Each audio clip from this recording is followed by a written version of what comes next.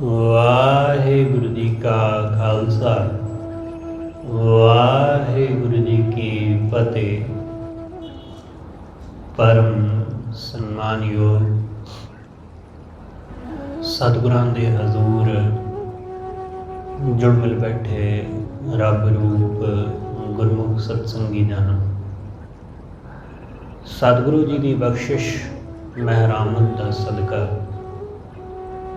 ਗੁਰੂ ਦਰ ਤੇ ਜੁੜਨ ਦਾ ਸੁਭਾਗ ਸਮਾਂ ਨਸੀਬ ਹੋਇਆ। ਸਤਿਗੁਰੂ ਜੀ ਦੀ ਇਲਾਹੀ ਅੰਮ੍ਰਿਤਮਈ ਗੁਰਬਾਣੀ ਦਾ ਕੀਰਤਨ ਗੁਰੂ ਕੇ ਪਿਆਰੇ ਕੀਰਤਨੀਆਂ ਪਾਸੋਂ ਆਪ ਜੀ ਨੇ ਸਰਵਣ ਕੀਤਾ। ਗੁਰੂ ਦਰ ਤੇ ਬਹਿ ਕੇ ਵਾਹਿਗੁਰੂ ਦੇ ਚਰਨਾਂ ਵਿੱਚ ਜੁੜਨ ਦਾ ਨਿਮਾਣਾ ਜਿਹਾ ਉਪਰਾਲਾ ਕਰ ਰਹੇ ਹਾਂ। ਗੁਰੂ ਅਰਜਨ ਦੇਵ ਮਹਾਰਾਜ ਰਹਿਮਤ ਕਰਦਿਆਂ ਅੱਜ ਦੇ ਇਸ ਪਾਵਨ ਬਚਨ ਅੰਦਰ ਸਾਨੂੰ ਸਮਝਾਉਂਦੇ ਹਨ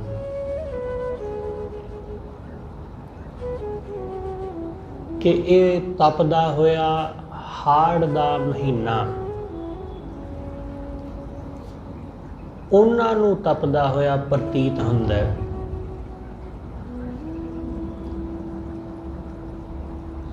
ਜਿਨ੍ਹਾਂ ਦੇ ਕੋਲ ਪਰਮੇਸ਼ਰ ਨਾ ਹੋਵੇ,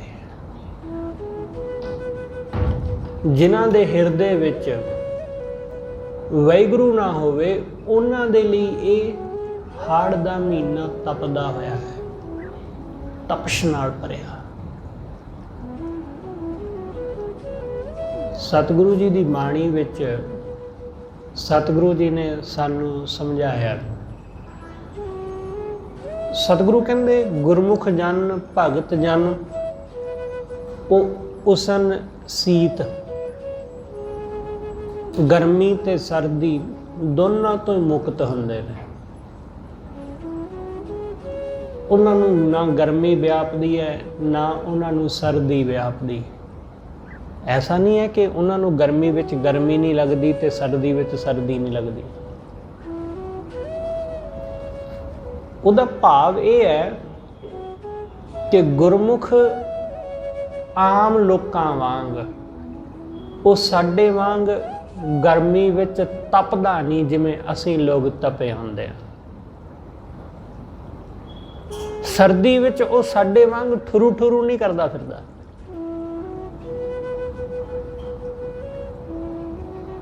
ਕਿਉਂਕਿ ਉਹਦੇ ਅੰਦਰ ਇੱਕ ਐਸਾ ਆਨੰਦ ਹੈ, ਇੱਕ ਐਸੀ ਠੰਡਕ ਹੈ ਜਿਹੜੀ ਉਸ ਨੂੰ ਅੱਤ ਦੀ ਤਪਸ਼ ਵਿੱਚ ਵੀ ਠੰਡਾ ਰੱਖਦੀ ਹੈ। ਬਾਹਰਲੀ ਤਪਸ਼ ਉਹਦਾ ਕੁਝ ਵੀ ਵਿਗਾੜ ਨਹੀਂ ਪਾਉਂਦੀ। ਬਾਹਰਲੀ ਤਪਸ਼ ਉਹਦੇ ਉੱਤੇ ਕੋਈ ਅਸਰ ਨਹੀਂ ਕਰਦੀ। ਇਸ ਲਈ ਚਾਹੇ ਉਸ ਨੂੰ ਬਾਹਰੋਂ ਹੋਰ ਵੀ ਤਪਾ ਲਿਆ ਜਾਵੇ,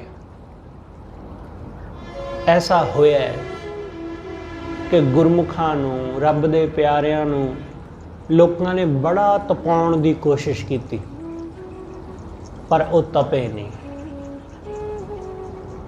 ਲੋਕਾਂ ਨੇ ਬੜਾ ਯਤਨ ਕੀਤਾ, ਉਹਨਾਂ ਨੂੰ ਮੰਦਾ ਬੋਲ ਕੇ, ਉਹਨਾਂ ਨੂੰ ਗਾਲਾਂ ਕੱਢ ਕੇ, ਉਹਨਾਂ ਦੇ ਪੱਥਰ ਮਾਰ ਕੇ, ਉਹਨਾਂ ਦੀ ਇਨਸਲਟ ਕਰਕੇ, ਪਰ ਉਹ ਸਾਧੂਆਂ ਨੂੰ, ਗੁਰਮੁਖਾਂ ਨੂੰ ਤਪਾ ਨਹੀਂ ਸਕੇ।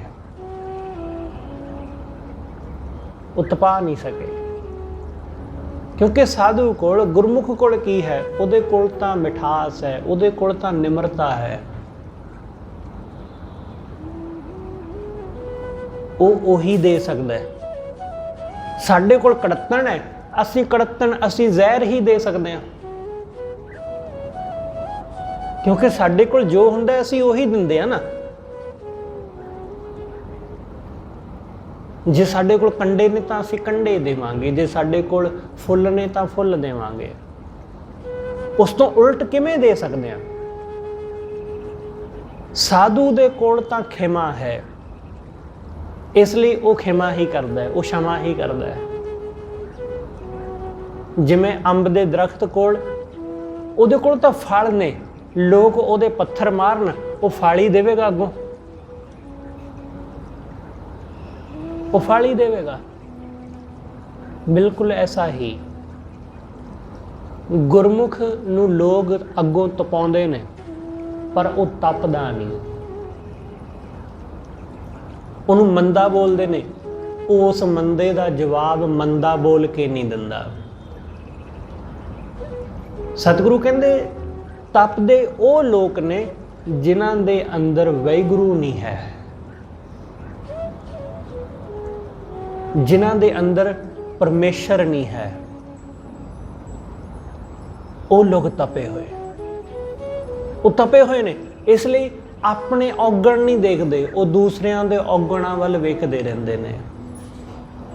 ਆਪਣੇ ਧੀ ਪੁੱਤ ਵੱਲ ਨਹੀਂ ਦੇਖਦੇ, ਦੂਸਰਿਆਂ ਦੇ ਵੱਲ ਦੇਖਦੇ ਰਹਿੰਦੇ ਨੇ। ਆਪਣਾ ਭਾਵੇਂ ਜਿੰਨਾ ਮਰਜ਼ੀ ਭੈੜਾ ਹੋਵੇ, ਦੂਸਰੇ ਦੇ ਵਧੀਆ ਨੂੰ ਵੀ ਚੰਗੇ ਨੂੰ ਵੀ ਭੈੜਾ ਹੀ ਕਹਿੰਦੇ ਨੇ, ਕਿਉਂਕਿ ਤਪੇ ਹੋਏ ਨੇ। ਤਪਿਆ ਹੋਇਆ ਆਦਮੀ ਉਹ ਐਸਾ ਹੀ ਕਰਦਾ ਹੈ। ਇਸ ਲਈ ਉਹ ਦੂਸਰਿਆਂ ਵਿੱਚ ਔਗਣ ਹੀ ਕੱਢਦਾ ਰਹਿੰਦਾ ਹੈ, ਉਹ ਦੂਸਰਿਆਂ ਵਿੱਚ ਕਮੀਆਂ ਹੀ ਕੱਢਦਾ ਰਹਿੰਦਾ ਹੈ। ਉਹਨੂੰ ਦੂਸਰਿਆਂ ਵਿੱਚ ਕਮੀਆਂ ਤੋਂ ਬਿਨਾਂ ਹੋਰ ਕੁਝ ਨਜ਼ਰ ਨਹੀਂ ਆਉਂਦਾ। ਉਹਦਾ ਕਸੂਰ ਕੋਈ ਨਹੀਂ, ਕਿਉਂਕਿ ਉਹ ਇਹੀ ਉਹਨੂੰ ਦੀਦਾ ਹੈ, ਉਸ ਨੂੰ ਇਹੀ ਨਜ਼ਰ ਆਉਂਦਾ ਹੈ। ਉਹਨੂੰ ਔਗਣ ਹੀ ਦਿਸਦੇ ਨੇ, ਉਹਨੂੰ ਗੁਣ ਦਿਸਦਾ ਹੀ ਨਹੀਂ ਕੋਈ। ਇਸ ਲਈ ਸਤਿਗੁਰੂ ਕਹਿੰਦੇ ਜਿਹਦੇ ਹਿਰਦੇ ਵਿੱਚ ਵਾਹਿਗੁਰੂ ਨਹੀਂ ਹੈ, ਉਹ ਤਪਿਆ ਹੋਇਆ। ਹਾੜ ਦਾ ਮਹੀਨਾ ਉਹਦੇ ਲਈ ਹੋਰ ਤਪਸ਼ ਨਾਲ ਭਰਿਆ ਹੋਇਆ। ਜਿੰਨੇ ਤੁਸੀਂ ਅੰਦਰੋਂ ਸ਼ਾਂਤ ਹੋ, ਜਿੰਨੇ ਤੁਸੀਂ ਸਹਿਜ ਵਿੱਚ ਭਰੇ ਹੋ, ਸਹਿਜ ਵਿੱਚ ਟਿਕੇ ਹੋ, ਓਨਾ ਹੀ ਤੁਹਾਡੇ ਉੱਤੇ ਬਾਹਰਲੀਆਂ ਮੁਸ਼ਕਲਾਂ ਦਾ, ਮੁਸੀਬਤਾਂ ਦਾ ਘੱਟ ਅਸਰ ਹੁੰਦਾ। ਜਿਸ ਬੰਦੇ ਦੇ ਅੰਦਰ ਸਹਿਜ ਨਹੀਂ ਹੈ, ਉਹਨੂੰ ਨਿੱਕੀ ਜਿਹੀ ਗੱਲ ਵੀ ਦੁੱਖ ਪਹੁੰਚਾ ਜਾਂਦੀ ਹੈ। ਜਿਸ ਬੰਦੇ ਦੇ ਅੰਦਰ ਸ਼ਾਂਤੀ ਨਹੀਂ ਹੈ, ਮਨ ਦਾ ਟਿਕਾ ਨਹੀਂ ਹੈ, ਉਸ ਨੂੰ ਜਰਾ ਜੀ ਗੱਲ ਉਹਦੇ ਧਿਆਨ ਨੂੰ ਉਖੜ ਦਿੰਦੀ ਹੈ, ਉਖਾੜ ਦਿੰਦੀ ਹੈ। ਇਸ ਲਈ ਆਪਣੇ ਅੰਦਰ ਨੂੰ ਸ਼ਾਂਤ ਕਰਨ ਦਾ ਯਤਨ ਕਰਨਾ, ਬਾਹਰ ਨੂੰ ਨਹੀਂ। ਬਾਹਰ ਤੇ ਸ਼ਾਂਤੀ ਹੋ ਹੀ ਜਾਂਦੀ ਹੈ, ਕੋਈ ਬਹੁਤੀ ਔਖੀ ਗੱਲ ਨਹੀਂ ਹੁੰਦੀ। ਅੰਦਰ ਮਨ ਨੂੰ ਸ਼ਾਂਤ ਕਰਨਾ ਔਖਾ ਹੁੰਦਾ ਹੈ। ਬਾਹਰ ਟਿਕ ਕੇ ਬਹਿਣਾ ਕੋਈ ਔਖਾ ਨਹੀਂ ਹੁੰਦਾ, ਮਨ ਨੂੰ ਟਿਕਾ ਕੇ ਬਿਠਾਉਣਾ ਔਖਾ ਹੁੰਦਾ ਹੈ।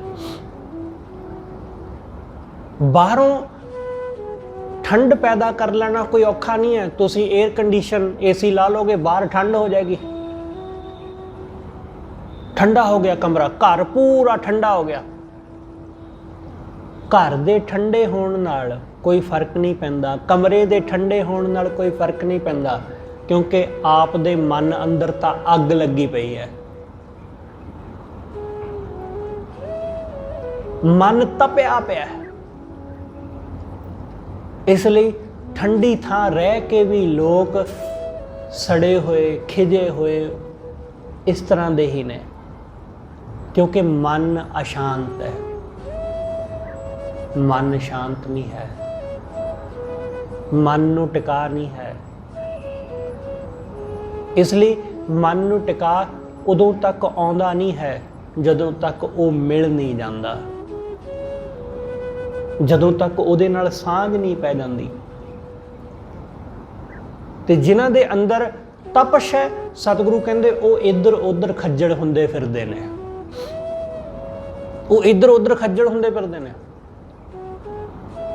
ਜਗ ਜੀਵਨ ਪੁਰਖ ਤਿਆਗ ਕੈ,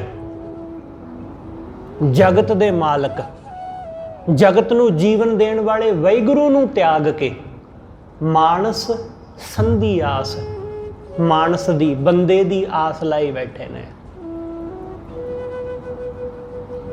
ਬੰਦਿਆਂ ਤੇ ਆਸਾਂ ਲਾਈ ਬੈਠੇ ਨੇ। ਖਿਆਲ ਰੱਖਣਾ ਕਿ ਜਿਹੜਾ ਬੰਦਾ ਗਾਂ ਕਿਸੇ ਬੰਦਿਆਂ ਦੇ ਉੱਤੇ ਆਸ ਲਾਈ ਬੈਠਾ ਹੈ, ਉਹਦੇ ਜੀਵਨ ਵਿੱਚ ਸੁੱਖ ਨਹੀਂ ਆਉਂਦਾ। ਉਹਦੇ ਜੀਵਨ ਵਿੱਚ ਸੁੱਖ ਨਹੀਂ, ਕਿਉਂਕਿ ਉਹ ਕਿਸੇ ਬੰਦੇ ਤੋਂ ਆਸ ਲਾ ਕੇ ਬੈਠਾ ਕਿ ਇਹਨੇ ਮੈਨੂੰ ਕੁਝ ਦੇਣਾ, ਇਸ ਲਈ ਇਹਦਾ ਕੰਮ ਕਰਨਾ ਆਪਾਂ। ਇਹਦੀ ਸੇਵਾ ਕਰਨੀ, ਕਿਉਂਕਿ ਇਹ ਕੁਝ ਦੇਵੇਗਾ। ਇਹ ਕੌਣ ਹੈ? ਇਹ ਜੀ ਮੇਰਾ ਮਾਲਕ ਹੈ। ਇਸ ਲਈ ਐਸੇ ਲੋਕ ਉਹ ਜਦੋਂ ਤੱਕ ਤਾਂ ਮਾਲਕ ਹੁੰਦਾ ਹੈ ਉਦੋਂ ਤੱਕ ਬੜਾ ਵਧੀਆ ਇਮਾਨਦਾਰੀ ਨਾਲ ਬੈਠੇ ਆਪਣੀ ਡਿਊਟੀ ਕਰਦੇ ਰਹਿੰਦੇ ਨੇ। ਜਦੋਂ ਮਾਲਕ ਨਹੀਂ ਹੁੰਦਾ ਉਦੋਂ ਉਹ ਦਿਸਦੇ ਨਹੀਂ, ਕਿਤੇ ਲੱਭਦੇ ਹੀ ਨਹੀਂ, ਉਦੋਂ ਕਿਤੇ ਨਜ਼ਰ ਨਹੀਂ ਆਉਂਦੇ। ਇਸ ਲਈ ਇਹੋ ਜਿਹਾ ਆਦਮੀ, ਕਿਉਂਕਿ ਉਸ ਨੂੰ ਸਿਰਫ ਬੰਦੇ ਦੀ ਆਸ ਹੈ, ਉਹਨੂੰ ਰੱਬ ਦੀ ਆਸ ਨਹੀਂ ਹੈ, ਉਹਨੂੰ ਪਰਮੇਸ਼ਰ ਦੀ ਆਸ ਨਹੀਂ ਹੈ, ਪਰਮੇਸ਼ਰ ਦਾ ਕੋਈ ਡਰ ਨਹੀਂ ਹੈ, ਉਹਨੂੰ ਬੰਦੇ ਦਾ ਡਰ ਹੈ, ਪ੍ਰਮਾਤਮਾ ਦਾ ਡਰ ਨਹੀਂ ਹੈ। ਜਿਹਨੂੰ ਪ੍ਰਮਾਤਮਾ ਦਾ ਡਰ ਹੈ ਉਹ ਬੰਦਿਆਂ ਦੀ ਪਰਵਾਹ ਨਹੀਂ ਕਰਦਾ, ਕਿਉਂਕਿ ਉਸ ਨੂੰ ਪਤਾ ਕਿ ਦੇਣ ਵਾਲਾ ਤਾਂ ਵਾਹਿਗੁਰੂ ਹੈ, ਦੇਣ ਵਾਲਾ ਤਾਂ ਪਰਮੇਸ਼ਰ ਹੈ। ਇਸ ਬੰਦੇ ਰਾਹੀਂ ਨਹੀਂ ਮਿਲੇਗਾ, ਕਿਸੇ ਹੋਰ ਰਾਹੀਂ ਦੇ ਦੇਗਾ। ਉਹ ਦੇਣ ਵਾਲਾ ਪਰਮੇਸ਼ਰ ਹੈ। ਇਸ ਲਈ ਉਹ ਵਾਹਿਗੁਰੂ ਤੋਂ ਇਲਾਵਾ ਹੋਰ ਕਿਸੇ ਦਾ ਡਰ ਆਪਣੇ ਮਨ ਵਿੱਚ ਨਹੀਂ ਰੱਖਦਾ, ਉਸ ਤੋਂ ਬਿਨਾਂ ਕਿਸੇ ਹੋਰ ਦਾ ਡਰ ਨਹੀਂ। ਇਸ ਲਈ ਸਤਿਗੁਰੂ ਕਹਿੰਦੇ ਉਹਨਾਂ ਦੇ ਮਨ ਅੰਦਰ ਕੋਈ ਹੋਰ ਆਸ ਨਹੀਂ ਹੈ। ਜਿਨ੍ਹਾਂ ਦਾ ਮਨ ਤਪਿਆ ਹੋਇਆ ਉਹ ਇੱਧਰ ਉੱਧਰ ਭਟਕਦੇ ਖੱਜਲ ਖੁਆਰ ਹੁੰਦੇ ਨੇ। ਗੁਰੂ ਹਰਗੋਬਿੰਦ ਸਾਹਿਬ ਮਹਾਰਾਜ ਦੇ ਵੇਲੇ ਇੱਕ ਫਕੀਰ ਹੋਇਆ, ਸੈਯਦ ਫਕੀਰ, ਸੈਯਦ ਸ਼ਾਹ ਜਾਨੀ। ਜਾਨੀ ਕਰਕੇ ਉਹਨੂੰ ਜਾਣਿਆ ਜਾਂਦਾ ਹੈ ਇਤਿਹਾਸ ਵਿੱਚ। ਉਹ ਕਾਫੀ ਸਮੇਂ ਤੋਂ ਭਟਕ ਰਿਹਾ ਸੀ, ਹੈ ਤਾਂ ਫਕੀਰ ਪਰ ਹਾਲੇ ਉਸ ਅੱਲਾ ਨਾਲ, ਖੁਦਾ ਨਾਲ ਸਾਂਝ ਨਹੀਂ ਪਈ। ਕਈ ਸਾਲਾਂ ਤੋਂ ਉਹਨੂੰ ਮਿਲਣ ਦੀ, ਉਹਦੇ ਨਾਲ ਸਾਂਝ ਪਾਉਣ ਦੀ ਕੋਸ਼ਿਸ਼ ਕਰਦਾ ਪਰ ਗੱਲ ਬਣੀ ਨਹੀਂ।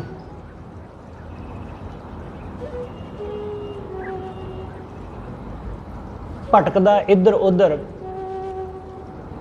ਆਪਣੇ ਇੱਕ ਸਾਥੀ ਖਵਾਜਾ ਰੋਸ਼ਨ ਨੂੰ ਮਿਲਦਾ ਹੈ। ਖਵਾਜਾ ਰੋਸ਼ਨ ਇਹ ਗੁਰੂ ਅਰਜਨ ਦੇਵ ਮਹਾਰਾਜ ਜੀ ਦੇ ਸੇਵਕ ਹੋਏ, ਉਹਨਾਂ ਦੇ ਪਿਆਰੇ। ਜਦੋਂ ਗੁਰੂ ਅਰਜਨ ਦੇਵ ਮਹਾਰਾਜ ਦੀ ਬਰਾਤ ਆਈ ਸੀ ਨਾ ਫਲੋਰ ਲਾਗੇ ਜਲੰਧਰ ਜ਼ਿਲ੍ਹੇ ਵਿੱਚ ਮੌ ਸਾਹਿਬ ਪਿੰਡ ਵਿੱਚ, ਤਾਂ ਗੁਰੂ ਸਾਹਿਬ ਦਾ ਘੋੜਾ ਉੱਥੇ ਚੜ੍ਹਾਈ ਕਰ ਗਿਆ ਸੀ। ਜਿਸ ਘੋੜੇ ਤੇ ਗੁਰੂ ਅਰਜਨ ਦੇਵ ਮਹਾਰਾਜ ਬੈਠ ਕੇ ਆਏ ਸੀ, ਤਾਂ ਇਸ ਖਵਾਜਾ ਰੋਸ਼ਨ ਨੇ ਆਪਣਾ ਘੋੜਾ ਗੁਰੂ ਸਾਹਿਬ ਨੂੰ ਭੇਂਟ ਕੀਤਾ ਸੀ ਵਾਪਸ ਜਾਣ ਲਈ, ਕਿਉਂਕਿ ਘੋੜਾ ਉਹਨਾਂ ਦਾ ਖਤਮ ਹੋ ਗਿਆ ਸੀ। ਤਾਂ ਇਸ ਖਵਾਜਾ ਰੋਸ਼ਨ ਨੇ ਗੁਰੂ ਅਰਜਨ ਦੇਵ ਮਹਾਰਾਜ ਨੂੰ ਘੋੜਾ ਦਿੱਤਾ ਸੀ ਕਿ ਤੁਸੀਂ ਇਹਦੇ ਤੇ ਬਿਰਾਜਮਾਨ ਹੋ ਕੇ ਜਾਓ। ਇਸ ਖਵਾਜਾ ਰੋਸ਼ਨ ਨੂੰ ਮਿਲਿਆ ਸੈਯਦ ਸ਼ਾਹ ਜਾਨੀ। ਇਸ ਨੇ ਖਵਾਜਾ ਰੋਸ਼ਨ ਨੂੰ ਕਿਹਾ ਕਿ ਮੈਂ ਭਟਕਦਾ ਹਾਂ ਬਹੁਤ ਸਮੇਂ ਤੋਂ, ਪਰ ਜਿਹਦੀ ਤਲਾਸ਼ ਹੈ ਨਾ, ਜਾਨੀ ਨੂੰ ਜਾਨੀ ਦੀ ਤਲਾਸ਼ ਹੈ। ਇਹਦਾ ਨਾਮ ਜਾਨੀ ਸੀ। ਜਾਨੀ ਨੂੰ ਜਾਨੀ ਦੀ ਤਲਾਸ਼ ਹੈ, ਖੁਦਾ ਦੀ ਤਲਾਸ਼ ਹੈ, ਪਰ ਉਹ ਲੱਭਦਾ ਨਹੀਂ, ਉਹ ਮਿਲਦਾ ਨਹੀਂ। ਬਹੁਤ ਭਟਕ ਲਿਆ, ਕਿਤੇ ਟਿਕਾ ਨਹੀਂ। ਤਾਂ ਖਵਾਜਾ ਰੋਸ਼ਨ ਨੇ ਕਿਹਾ ਕਿ ਤੈਨੂੰ ਗੁਰੂ ਹਰਗੋਬਿੰਦ ਸਾਹਿਬ ਦੀ ਸ਼ਰਨ ਵਿੱਚ ਜਾਣਾ ਚਾਹੀਦਾ। ਹੁਣ ਜਾਨੀ ਨੇ ਕਿਹਾ ਕਿ ਉਹ ਤਾਂ ਫੌਜਾਂ ਰੱਖੀ ਫਿਰਦੇ ਨੇ, ਉਹ ਤਾਂ ਪਰਿਵਾਰ ਵਾਲੇ ਨੇ, ਉਹਨਾਂ ਦੇ ਤਾਂ ਬੱਚੇ ਨੇ, ਉਹ ਤਾਂ ਰਾਜਿਆਂ ਮਹਾਰਾਜਿਆਂ ਵਾਂਗੂ ਠਾਠ ਨਾਲ ਰਹਿੰਦੇ ਨੇ, ਉਹ ਮੈਨੂੰ ਮਿਲਾ ਦੇਣਗੇ ਜਾਨੀ ਨਾਲ। ਗੱਲ ਹਜ਼ਮ ਨਹੀਂ ਹੁੰਦੀ, ਕਿਉਂਕਿ ਅਸੀਂ ਤਾਂ ਹੁਣ ਤੱਕ ਇਹੀ ਜਾਣਿਆ ਕਿ ਫਕੀਰ ਨਾ ਉਹਦੀ ਪਤਨੀ, ਨਾ ਉਹਦੇ ਬੱਚੇ, ਨਾ ਉਹਨੂੰ ਫੌਜਾਂ ਨਾਲ ਕੋਈ ਲੈਣਾ ਦੇਣਾ, ਨਾ ਉਹਨੂੰ ਜ਼ਮੀਨਾਂ ਨਾਲ ਕੋਈ ਲੈਣਾ ਦੇਣਾ। ਫਕੀਰ ਤਾਂ ਐਸਾ ਹੀ ਹੁੰਦਾ। ਖਵਾਜਾ ਰੋਸ਼ਨ ਨੇ ਕਿਹਾ ਕਿ ਤੂੰ ਜੋ ਮਰਜ਼ੀ ਸਮਝਦਾ ਹੋਵੇਂ ਉਹ ਸਮਝ, ਪਰ ਤੈਨੂੰ ਇੱਕ ਵਾਰੀ ਉੱਥੇ ਜਾਣਾ ਜ਼ਰੂਰ ਚਾਹੀਦਾ ਹੈ। ਜੇ ਸੱਚਮੁੱਚ ਤੂੰ ਜਾਨੀ ਨੂੰ ਮਿਲਣਾ ਚਾਹੁੰਦਾ ਹੈ ਨਾ, ਤੇਰੇ ਅੰਦਰ ਉਸ ਖੁਦਾ ਨੂੰ ਮਿਲਣ ਦੀ ਸੱਚਮੁੱਚ ਚਾਹਤ ਹੈ, ਤਾਂ ਫਿਰ ਮੇਰੀ ਸਮਝ ਮੁਤਾਬਕ ਤੈਨੂੰ ਗੁਰੂ ਹਰਗੋਬਿੰਦ ਤੋਂ ਬਿਨਾਂ ਕੋਈ ਹੋਰ ਮਿਲਾ ਨਹੀਂ ਸਕਦਾ। ਉਹਨੇ ਕਿਹਾ ਅੱਛਾ ਚਲੋ ਜਾ ਕੇ ਦੇਖ ਲੈਂਦੇ ਹਾਂ। ਸੈਯਦ ਸ਼ਾਹ ਜਾਨੀ ਗੁਰੂ ਹਰਗੋਬਿੰਦ ਸਾਹਿਬ ਦੀ ਸ਼ਰਨ ਆ ਗਿਆ। ਗੁਰੂ ਸਾਹਿਬ ਨੂੰ ਆ ਕੇ ਉਹਨਾਂ ਦੀ ਸ਼ਰਨ ਵਿੱਚ ਨਮਸਕਾਰ ਕੀਤੀ। ਗੁਰੂ ਹਰਗੋਬਿੰਦ ਸਾਹਿਬ ਮਹਾਰਾਜ ਨੇ बड़ा सत्कार किया। सैयद शाह जानी ने दसिया कि मैं ख्वाजा रोशन ने मैनू तुहाडे कोल भेजिया। गुरु साहब ने आख्या कि जी बहुत भली गल, तुहाडे आउण दा कारण। उसने इन्नी गल कही कि जानी को जानी मिला दो, कि मैनू जानी नू उस खुदा जानी नाल मिला दे। गुरु हरगोबिंद साहब चुप कर गए, उन्होंने कोई जवाब ना दिता। उन्हें दोबारा फिर कहा कि जानी को जानी मिला दो। गुरु साहब ने फिर कोई जवाब ना दिता। उन्हें तीसरी बारी फिर बेनती की। गुरु साहब ने फिर ना सुनिया। सतगुरु होर सिखां दीयां गल्लां सुन लग पे। थोड़ी देर बाद दीवान की समाप्ति हुई, सतगुरु उठ के चले गए। सैयद जानी बैठा रहा उत्थे। उन्होंने लग्या कि मैनू तो यह दसिया गया कि ये तुहानू मिला देणगे, पर इन्होंने तो मेरी गल सुनी भी नहीं, सुनी अणसुनी कर दी। पर उसनू गुरु साहब की शरण विच कुछ एहसास होया, बड़ी शांति, बड़ा सुख जिहा टिका जिहा मिलिया। उन्हें क्या नहीं, वापस नहीं जाना। जिहदी शरण विच बह के मन शांत हो जाता है, उहदी शरण विच बह के जानी भी मिल सकता है। इसलिए जाना नहीं। वो गुरु साहब दे दर ही बह गया, दरवाजे ते बैठ गया गुरु दे दर। गुरु हरगोबिंद साहब महाराज गुजरदे, सतगुरु उहदे वल देखदे भी नहीं। बैठा आदमी वो बेनती करता है कि जानी को जानी मिला दो, उच्ची उच्ची गाउंदा है, पर गुरु साहब सुनते ही नहीं, देखते ही नहीं। काफ़ी समा इस तरह गुजरिया, कुछ महीने लंघ गए। गुरु साहब ने जो दरबार में आना, वो दरवाजे ते बैठा हुंदा। सतगुरु ने सिखां नूं कहा, इंज करो, इहदे दुआले इट्टां दी एक कंध खड़ी कर दिओ। हुण सिख भी बड़े हैरान कि गुरु साहब ये की करन लए ने, पर गुरु साहब दा हुक्म सी। सतगुरु कहंदे ये साडी निगाह विच ना आवे जदों असीं लंघीए, इसलिए इहदे दुआले कंध खड़ी कर दिओ। जिथे वो बैठा है उहदे दुआले 4-5 फुट की कंध खड़ी कर दी कि बैठा है तो बैठा रहे, पर दिसे ना।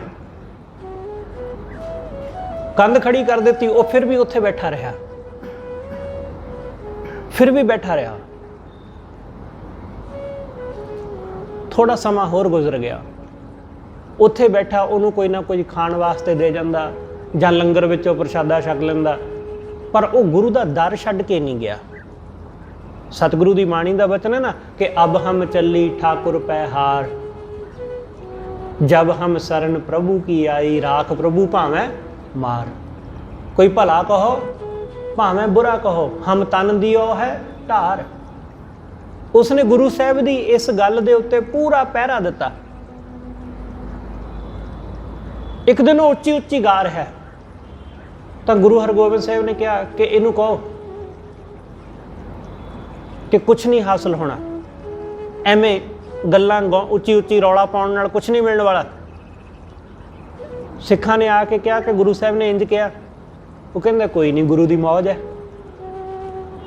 गुरु जो मर्जी कह सकता, गुरु का हक है, वो चाहे मंदा बोले चंगा बोले, गुरु की रजा। पर मैं तो गुरु के दर ते बैठा यही गाई जाना है कि जानी को जानी मिला दो।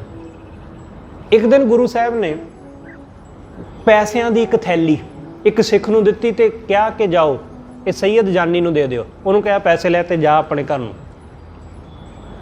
पैसों की थैली उन्होंने दित्ती, उहदे सामने रख के सिख ने कहा कि गुरु साहब ने कहा कि पैसे लैवे तो जावे इथों अपना खर्च राह दा।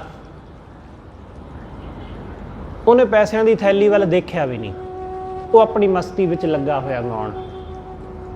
सिखां ने आके दसिया कि सच्चे पातशाह असीं काफ़ी देर देखा, उन्हें पैसे वाल तां ध्यान ही नहीं दिता।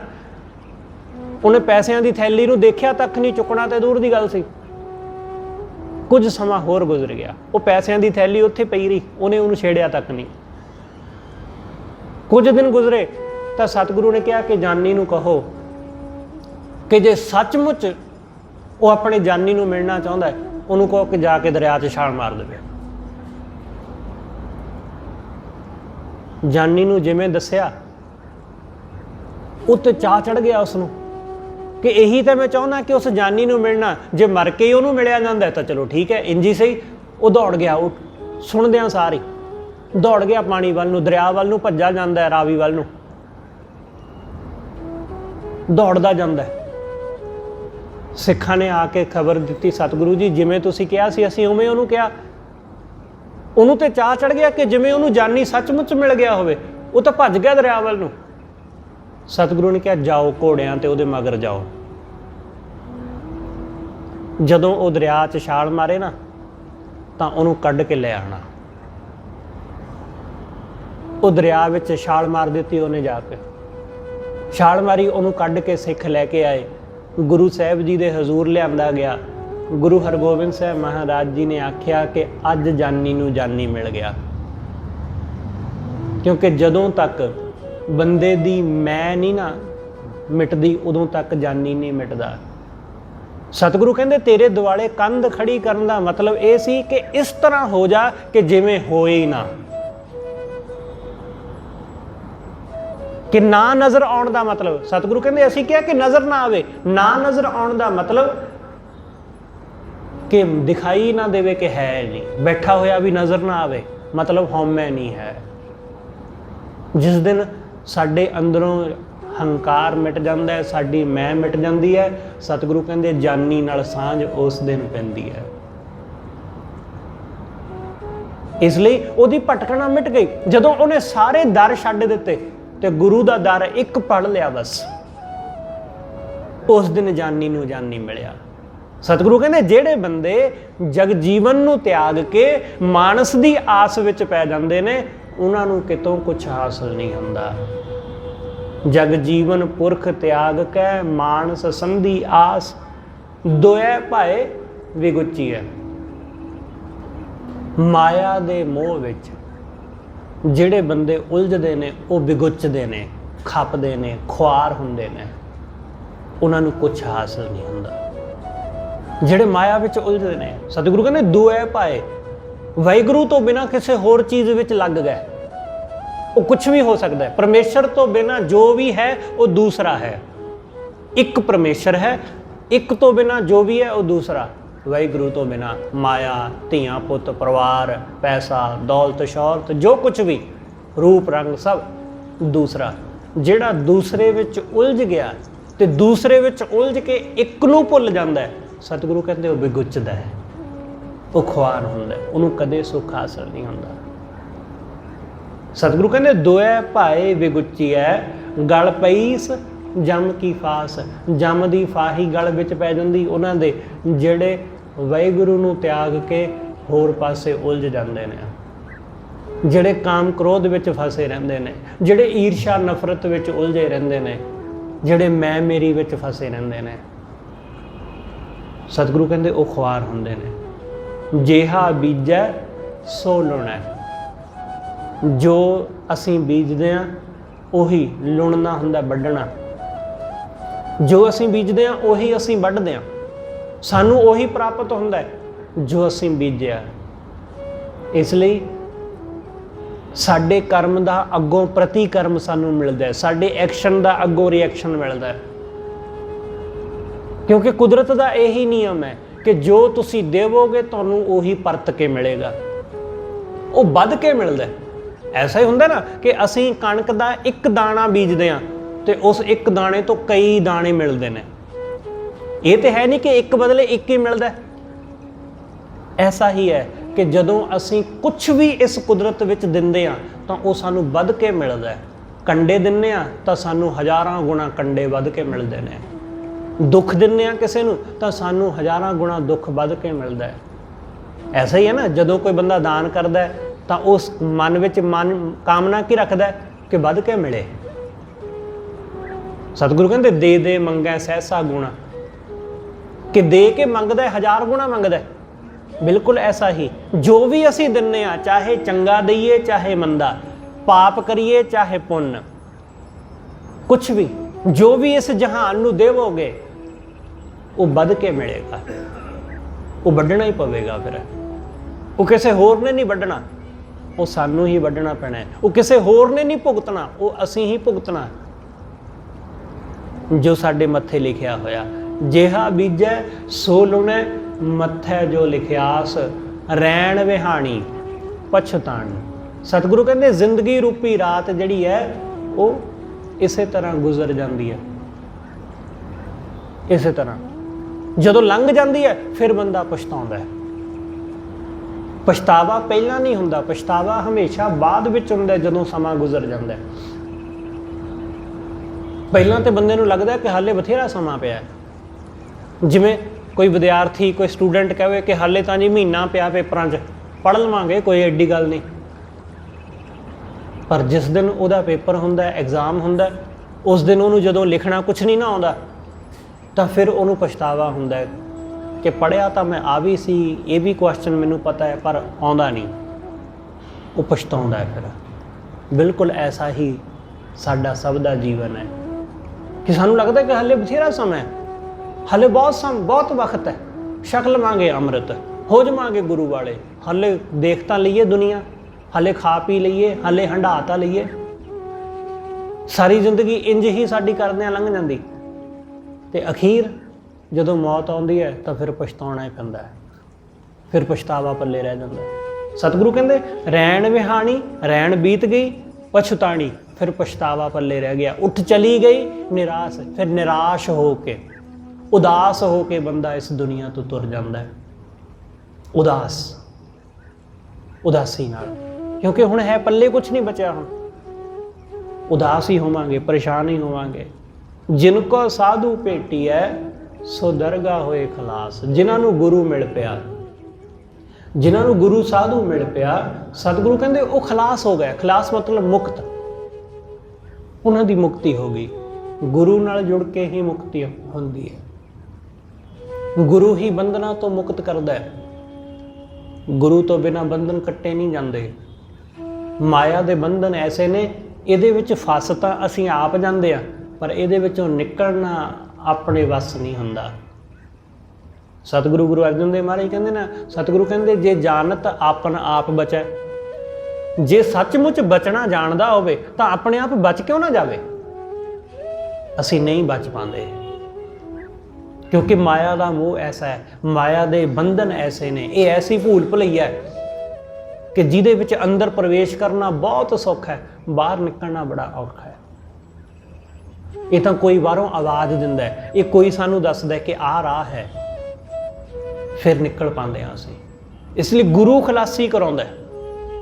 ਸਤਿਗੁਰੂ ਦੀ ਬਾਣੀ ਦਾ ਵਚਨ, ਸਤਿਗੁਰੂ ਕਹਿੰਦੇ ਜਦੋਂ ਮਨ ਵਿੱਚ ਜਿਹੜਾ ਭਰਮ ਪਿਆ ਸੀ ਨਾ, ਜਦੋਂ ਉਹ ਭਰਮ ਮਨ ਵਿੱਚੋਂ ਨਿਕਲ ਗਿਆ, ਫੁੱਟੋ ਆਂਡਾ ਭਰਮ ਕਾ।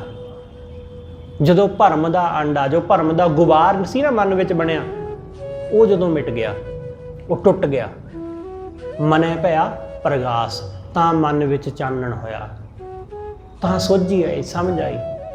ਕਾਟੀ ਬੇਰੀ ਪੱਗਾਂ ਤੇ, ਗੁਰੂ ਨੇ ਪੈਰਾਂ ਦੇ ਵਿੱਚੋਂ ਬੇੜੀ ਕੱਟ ਦਿੱਤੀ, ਕੀਨੀ ਬੰਦ ਖਲਾਸ। ਗੁਰੂ ਨੇ ਬੰਦ ਖਲਾਸੀ ਕਰ ਦਿੱਤੀ।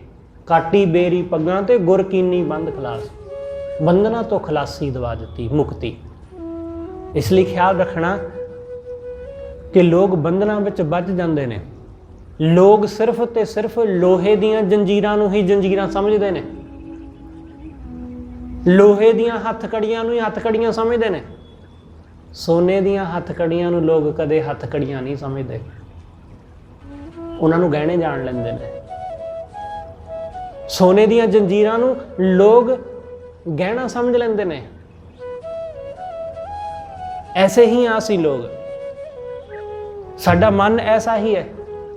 ਕਾਮ ਕ੍ਰੋਧ ਦੀਆਂ ਜੰਜੀਰਾਂ ਉਹ ਸੋਨੇ ਦੀਆਂ ਜੰਜੀਰਾਂ ਵਰਗੀਆਂ ਨੇ।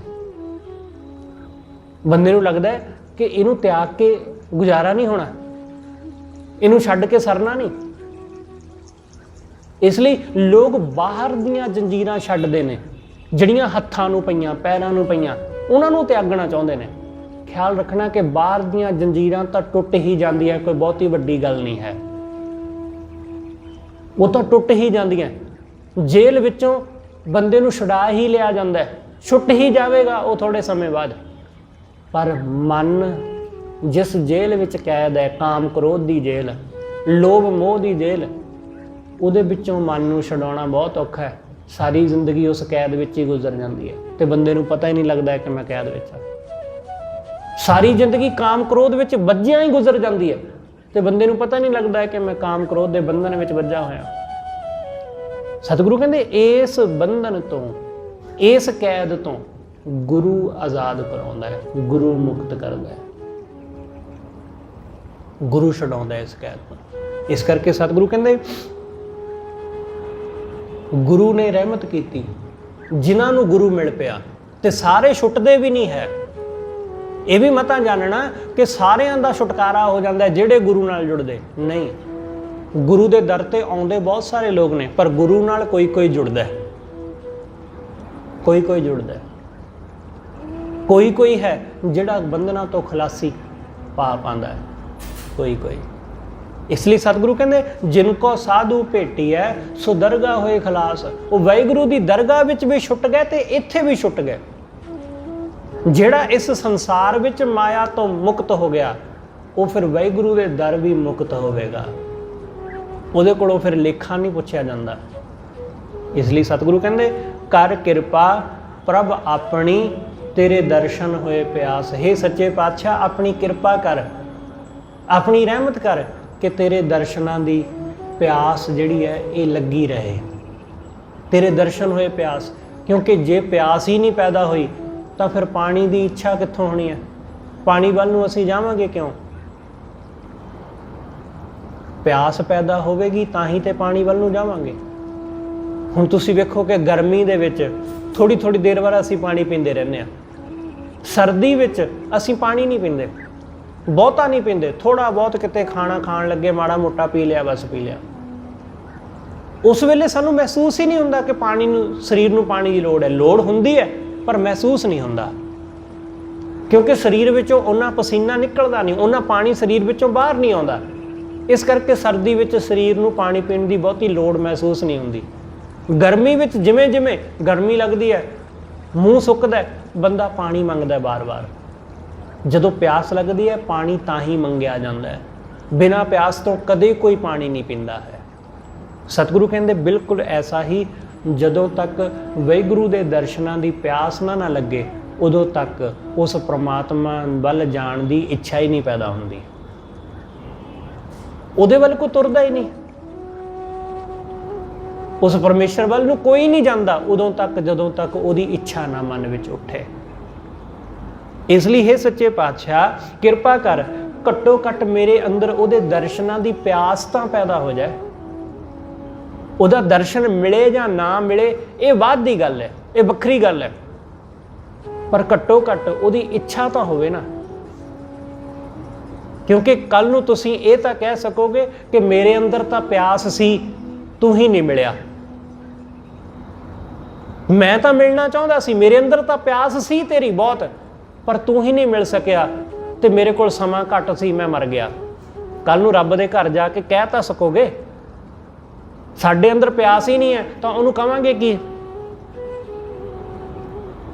ਪਿਆਸ ਹੀ ਨਹੀਂ ਉੱਠੀ। ਸਾਡੇ ਅੰਦਰ ਤਾਂ ਪਿਆਸ ਮਾਇਆ ਦੀ ਹੈ, ਸਾਡੇ ਅੰਦਰ ਪਿਆਸ ਧੀਆਂ ਪੁੱਤਾਂ ਦੀ ਹੈ, ਸਾਡੇ ਅੰਦਰ ਪਿਆਸ ਸੰਸਾਰ ਦੀਆਂ ਚੀਜ਼ਾਂ ਦੀ ਹੈ। ਇਸ ਲਈ ਸਾਡੀਆਂ ਅਰਦਾਸਾਂ ਵਿੱਚ ਵੀ ਸੰਸਾਰ ਦੀਆਂ ਹੀ ਮੰਗਾਂ ਨੇ, ਸੰਸਾਰ ਦੀਆਂ ਵਾਸਨਾ ਹੀ ਭਰੀਆਂ ਹੋਈਆਂ ਨੇ ਸਾਡੀਆਂ ਮੰਗਾਂ ਵਿੱਚ, ਸਾਡੀਆਂ ਅਰਦਾਸਾਂ ਵਿੱਚ। ਇਸ ਲਈ ਸਤਿਗੁਰੂ ਕਹਿੰਦੇ ਹੇ ਵਾਹਿਗੁਰੂ ਕਿਰਪਾ ਕਰ, ਕਰ ਕਿਰਪਾ ਪ੍ਰਭ ਆਪਣੀ ਤੇਰੇ ਦਰਸ਼ਨ ਹੋਏ ਪਿਆਸ। ਤੇਰੇ ਦਰਸ਼ਨਾਂ ਦੀ ਪਿਆਸ ਹੋਵੇ ਮਨ ਵਿੱਚ, ਤੇਰਾ ਦੀਦਾਰ ਹੋਵੇ। ਸਤਿਗੁਰੂ ਕਹਿੰਦੇ ਪ੍ਰਭ ਤੁਧ ਬਿਨ ਦੂਜਾ ਕੋ ਨਹੀਂ। ਹੇ ਵਾਹਿਗੁਰੂ ਤੇਰੇ ਤੋਂ ਬਿਨਾਂ ਕੋਈ ਦੂਸਰਾ ਹੋਰ ਨਹੀਂ ਹੈ। ਨਾਨਕ ਕੀ ਅਰਦਾਸ, ਇੱਕ ਨਾਨਕ ਦੀ ਅਰਦਾਸ ਹੈ। ਤੇਰੇ ਤੋਂ ਬਿਨਾਂ ਹੋਰ ਕੋਈ ਹੈ ਹੀ ਨਹੀਂ ਜਿਹੜਾ ਸੁਣੇ। ਗੁਰੂ ਹਰਗੋਬਿੰਦ ਸਾਹਿਬ ਮਹਾਰਾਜ ਸਿੱਖਾਂ ਦੇ ਨਾਲ ਤਰਨ ਵਾਲੇ ਇਲਾਕੇ, ਇਸ ਪਾਸੇ ਸੰਗਤ ਦੇ ਨਾਲ ਸਤਿਗੁਰੂ ਜੀ ਜਾ ਰਹੇ ਨੇ। ਅਚਾਨਕ ਗੁਰੂ ਸਾਹਿਬ ਦੇ ਸਾਹਮਣੇ ਇੱਕ ਬੀਬੀ ਆ ਕੇ ਖੜੋ ਜਾਂਦੀ, ਗੁਰੂ ਸਾਹਿਬ ਦੇ ਘੋੜੇ ਦੀ ਲਗਾਮ ਫੜ ਲੈਂਦੀ ਤੇ ਗੁਰੂ ਸਾਹਿਬ ਨੂੰ ਕਹਿੰਦੀ ਹੈ ਕਿ ਮੈਂ ਤੁਹਾਨੂੰ ਅੱਗੇ ਜਾਣ ਨਹੀਂ ਦੇਣਾ, जद तक तुसीं मेरे ते दया नहीं ना करदे, मेरे ते रहमत नहीं करदे, मैं तुहानूं अगे लंघण नहीं देना। गुरु साहब ने आख्या माई की होया? वो कहंदी कि मैं बड़ी दुखी हाँ, बड़ी परेशान हाँ, बुढ़ी हो चली हाँ, पर घर विच कोई औलाद नहीं है। बड़ा कुछ करके वेख लिया पर किधरों कोई गल नहीं बनी। तुसीं किरपा कर देवो, तुसीं तां सब कुछ करन कारण समर्थ हो, तुहाडे वस की नहीं है, सब कुछ तां तुहाडे दर ते मौजूद है, एक रहमत कर देवो। गुरु हरगोबिंद साहब महाराज जी ने थोड़ी देर बाद, सतगुरु चुप कर गया, फिर थोड़ी देर बाद बोले। सतगुरु ने आख्या कि माई तेरे भागां विच औलाद नहीं है, तेरी किस्मत विच है ही नहीं, कुछ नहीं हो सकता। वो थोड़ी निराश हुई। आदमी निराश हुंदा ही है जदों सामने ऐसी गल सुनने नूं मिले कि तेरे भागां विच है ही नहीं, कुछ नहीं किया जा सकता। तो उसने कहा कि मेरे भागां विच नहीं है, मेरे हत्थां विच नहीं है, मेरे मस्तक ते लेख नहीं है, पर तेरे वस तो सब कुछ है ना, तुम तो सब कुछ कर ही सकते। जे मेरे भागां विच नहीं लिखिया तो इंज करो, आ लो कागज ते आ लो कलम, हुण लिख देवो। क्योंकि दरगाह विच भी तुसीं लिखण वाले, इत्थे भी तुसीं लिखण वाले, इसलिए तुसीं जिथे चाहो उत्थे लिख सकते हो, किरपा कर देवो। गुरु हरगोबिंद साहब महाराज उस माई की गल सुन के बड़े खुश होए। सतगुरु ने उसदे कागज़ उत्ते लिखिया। लिखण वाले साडे साखीकार कहंदे ने कि गुरु साहब एक लिखना चाहुंदे सी पर घोड़ा तरबक गया, इसलिए 7 लिखिया गया। वो चाहे कैसा भी होवे, चाहे घोड़ा तरबकिया होवे, चाहे कुछ भी, पर उस माई दे 7 पुत्र होए जिहदे एक भी नहीं सी भागां विच, जिहदे एक भी औलाद नहीं सी हो सकती। सतगुरु कहने तेरे हो ही नहीं सकता है, तेरे भागां विच नहीं है। तो उहदे 7 पुत्र पैदा होए ते वो सारे दे सारे गुरु घर दे सेवक। गुरु गोबिंद सिंह साहब महाराज तक उन्होंने बड़ियां सेवावां कीतियां। इन्हां दी वंश फिर सारी जिंदगी गुरु दे दर सेवा करती रही। सतगुरु की कहते हैं, सतगुरु कहते प्रभ बिन दूजा को नहीं, गुरु तो बिना कोई दूसरा नहीं है जिहड़ा साडी बेनती सुने। इसलिए नानक की अरदास, नानक दास दी तेरे चरनां विच अरदास है, तेरे चरनां विच अर्ज है, तेरे तो बिना होर किते नहीं, तू ही है सुनने वाला। असाड़ सुहंदा तिस लग्गै, जिस मन हर चरण निवास। सतगुरु कहते हाड़ दा महीना उहनूं सुहावना लगदा है, उहनूं चंगा लगदा है जिहदे मन विच वाहिगुरू दा निवास है, जिहदे मन विच परमेश्वर दे चरण वसदे होण। एक घटना होर गुरु हरगोबिंद साहब महाराज दे जीवन विच है। इन्हां दिनां दी ही गल है, गर्मी बड़ी है, जेठ हाड़ दी। तां गुरु साहब जी दे सेवक भाई रूपा, भाई साधु, बड़े गुरु साहब नूं प्यार करन वाले, बड़े श्रद्धालु सिख, सतगुरु जी माझे विच उन्हां दिनां, मालवे विच उन्हां दिनां च आए हुए सन। वो दोनों अपना काम करते ने, तो एक मशक पानी की भर के वो लैके गए हुए सन नाल। दोपहर का वक्त होया, पानी पीण लगे, पानी बड़ा ठंडा, बड़ा शीतल। तो भाई रूपे ने कहा कि ये पानी बड़ा शीतल है, बड़ा ठंडा है, अत दी तपश विच भी ये पानी बड़ा शीतल, क्यों ना होवे कि इस पानी का घुट पहला गुरु हरगोबिंद साहब महाराज भरन, फिर आपां पीवांगे। दोनों प्यो पुत्र इस गल ते राजी के ठीक है। वो फिर अपने काम विच लग गए। गुरु साहब के चरणों में अरदास की कि सतगुरु जी कृपा करन ते आके ये जल छकण। हुण ख्याल रखना, अत दी तपश। हुण इत्थे गुरु साहब की कहंदे, सतगुरु कहंदे जिन्हां दे मन विच वाहिगुरू दे चरण ने, गुरु वसदा है जिन्हां दे हिरदे विच, उन्हां नूं आहाड़ नहीं व्यापदा, उन्हां नूं ओह भी सोभदा है। इसलिए अत दी गर्मी विच, प्यास विच वो काफ़ी देर तक तड़फदे रहे, पर गुरु नूं उड़ीकदे रहे।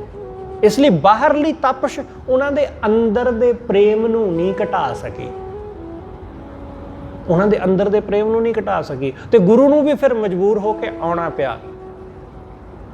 ਸਿਖਰ ਦੁਪਹਿਰ, ਅਸੀਂ ਦੁਪਹਿਰ ਨੂੰ ਕਦੇ ਘਰੋਂ ਨਿਕਲਦੇ ਹਾਂ ਬਾਹਰ? ਸਵਾਲ ਹੀ ਨਹੀਂ ਪੈਦਾ ਹੁੰਦਾ। ਕਿਉਂ? ਇੰਨੀ ਗਰਮੀ ਵਿੱਚ ਕੀ ਕਰਨਾ, ਜਦ ਕਿ ਸਾਡੇ ਕੋਲ ਤਾਂ ਗੱਡੀਆਂ ਨੇ ਏਸੀ ਵਾਲੀਆਂ, ਬੜੀ ਆਸਾਨੀ ਨਾਲ ਕਿਤੇ ਵੀ ਜਾ ਸਕਦੇ ਹਾਂ। ਅਸੀਂ 100 ਵਾਰੀ ਸੋਚਦੇ ਹਾਂ ਕਿ ਛੱਡੋ ਪਰਾਂ, ਕੀ ਕਰਨਾ ਜਾ ਕੇ, ਇੰਨੀ ਧੁੱਪ ਹੈ, ਜਦ ਕਿ ਗੱਡੀ ਵਿੱਚ ਕੋਈ ਬਹੁਤੀ ਧੁੱਪ ਨਹੀਂ ਲੱਗਦੀ। ਗੁਰੂ ਸਾਹਿਬ ਨੇ ਘੋੜਾ ਲਿਆ ਤੇ ਉਸੇ ਵੇਲੇ ਸਤਿਗੁਰੂ ਉਹਨਾਂ ਦੇ ਕੋਲ ਪਹੁੰਚ ਗਏ ਤੇ ਪਾਣੀ ਦਾ ਘੁੱਟ ਸਤਿਗੁਰੂ ਨੇ ਪਹਿਲਾਂ ਆਪ ਪੀਤਾ, ਫਿਰ ਉਹਨਾਂ ਦੋਨਾਂ ਨੂੰ ਪਿਆਇਆ। ਇਸ ਲਈ ਜਿਨ੍ਹਾਂ ਦੇ ਹਿਰਦੇ ਵਿੱਚ ਗੁਰੂ ਵਸਦਾ ਹੈ, ਉਹਦੇ ਚਰਨ ਵਸਦੇ ਨੇ, ਉਹਨਾਂ ਨੂੰ ਬਾਹਰਲੀ ਤਪਸ਼ ਨਹੀਂ ਵਿਆਪਦੀ ਹੈ। ਸਤਿਗੁਰੂ ਕਹਿੰਦੇ ਅਸਾੜ ਸੁਹੰਦਾ ਤਿਸ ਲੱਗੇ ਜਿਸ ਮਨ ਹਰ ਚਰਨ ਨਿਵਾਸ, ਜਿਹਦੇ ਮਨ ਵਿੱਚ ਵਾਹਿਗੁਰੂ ਦੇ ਚਰਨ ਵਸਦੇ ਨੇ। ਸਤਿਗੁਰੂ ਗੁਰੂ ਹਰਗੋਬਿੰਦ ਸਾਹਿਬ ਮਹਾਰਾਜ ਜੀ ਦੇ ਪ੍ਰਕਾਸ਼ ਦਿਹਾੜੇ ਦੀਆਂ ਆਪ ਸਮੂਹ ਸੰਗਤਾਂ ਨੂੰ ਲੱਖ ਲੱਖ ਵਧਾਈਆਂ। ਸਤਿਗੁਰੂ ਰਹਿਮਤ ਕਰਨ ਆਪਣੇ ਸਾਰਿਆਂ ਦੇ ਜੀਵਨ ਵਿੱਚ ਗੁਰੂ ਦੀਆਂ ਸਿੱਖਿਆਵਾਂ, ਗੁਰੂ ਦਾ ਸ਼ਬਦ ਵਸੇ, ਗੁਰੂ ਦੇ ਚਰਨ ਸਾਡੇ ਹਿਰਦੇ ਵਿੱਚ ਵਸਣ, ਤਾਂ ਕਿ ਇਹ ਬਾਹਰਲੀ ਸਰਦੀ ਗਰਮੀ ਇਹ ਸਾਡੇ ਮਨ ਉੱਤੇ ਅਸਰ ਨਾ ਪਾਵੇ।